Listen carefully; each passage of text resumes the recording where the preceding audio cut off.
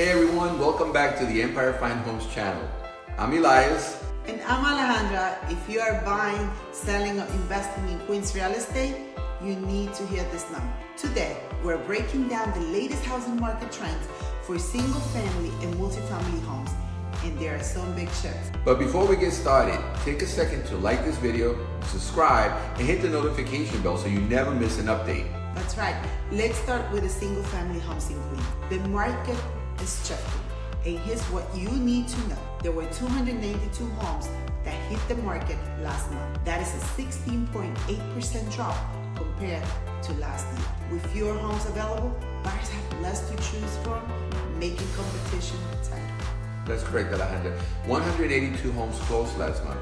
That's 8.5% fewer than last year.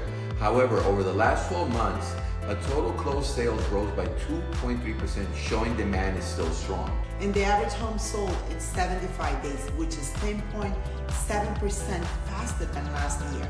Over the past 12 months, homes sold even faster, averaging 65 days on the market. And the median sales price is $827,000, down just 2.1% from last year. But over the last 12 months, home values actually increased by 4.4%, which means a long-term appreciation is still happening. And on average, sellers received 97.4% of their original list price, an increase of 4.7% from last year.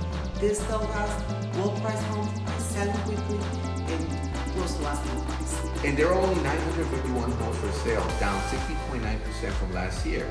Over the last 12 months, total inventory dropped by 8.2%. Less supply means buyers have to act fast when a good home hits the market. That's right. And now let's talk about multifamily homes.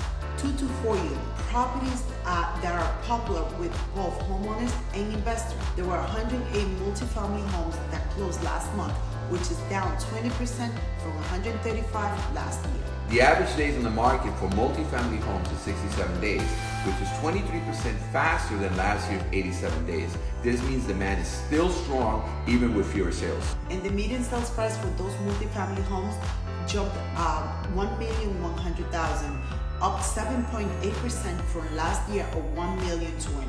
Buyers are paying more, showing continuing confidence in the Queens real estate market. So what does this mean if you're thinking about buying or selling? For sellers, low inventory and rising demand make this a great time to sell.